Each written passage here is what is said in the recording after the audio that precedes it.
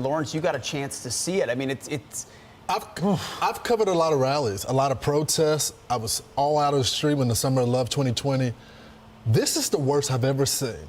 And it is the chance that we have gone from no justice, no peace to open jihad. This is some of the comments we found yesterday. You went to Hunter College. Oh, Hunter right? College.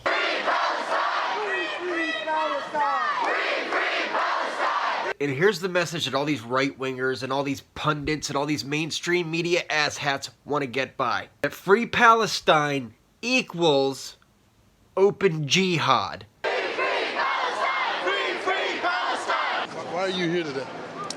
Free Palestine. I stand with the Palestinian people unequivocally. I support decolonization and liberation of Palestinian people and the end of a mass genocide in the Gaza Strip. You're talking about the genocide of the kids being beheaded? That's false. That is actually false. And he's going to keep using this beheading of children, babies thing over and over and over again when it isn't verified by Israel. Israel cannot confirm the specific claim that babies were beheaded in a Hamas attack, according to officials contradicting previous public statements. Meanwhile, Israeli photojournalist Oren Ziv, who covers conflicts in the region and was allegedly part of the media tour, commented on X, "I'm getting a lot of questions about the reports of Hamas beheaded babies that were published after the media tour in the village. During the tour, we didn't see any evidence of this, and the army spokesperson or commanders also didn't mention any such incidents." Ziv goes on to say, during the tour, journalists were allowed to speak to the hundreds of soldiers on site without the supervision of the Army spokesperson team. I-24 reporter said she heard it, quote, from soldiers. Soldiers I spoke with in Kfar Aza yesterday didn't mention beheaded babies. The Army spokesperson stated, "We cannot confirm at this point. We are aware of the heinous acts Hamas is capable of." Ziv also says, quote, "This doesn't mean that war crimes were not committed. The scene in Kfar Aza was horrific, with dozens of bodies of Israelis murdered in their homes. Sadly, Israel will now use these false claims to escalate the bombing of Gaza and to justify its war crimes there." They refuse to verify. They've been asked over and over and over again, and they won't verify. What's that mean to you?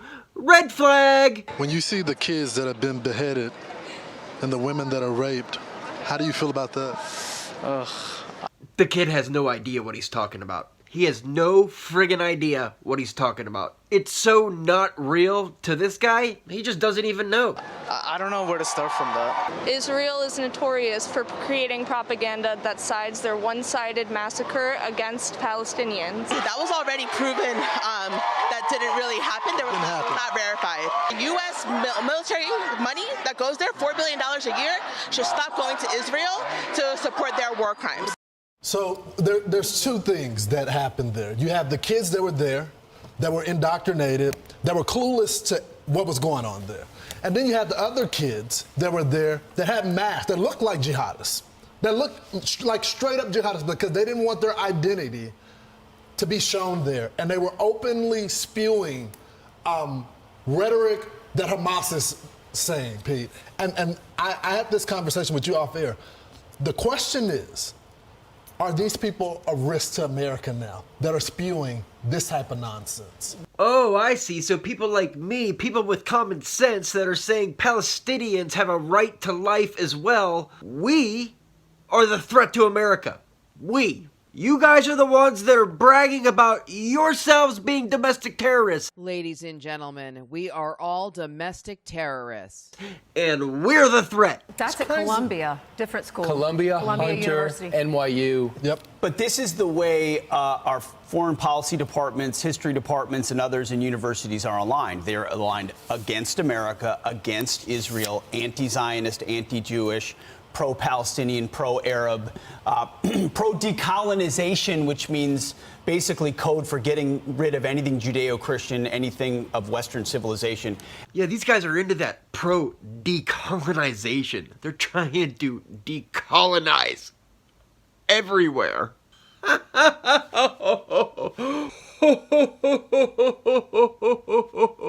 Pro-decolonizers.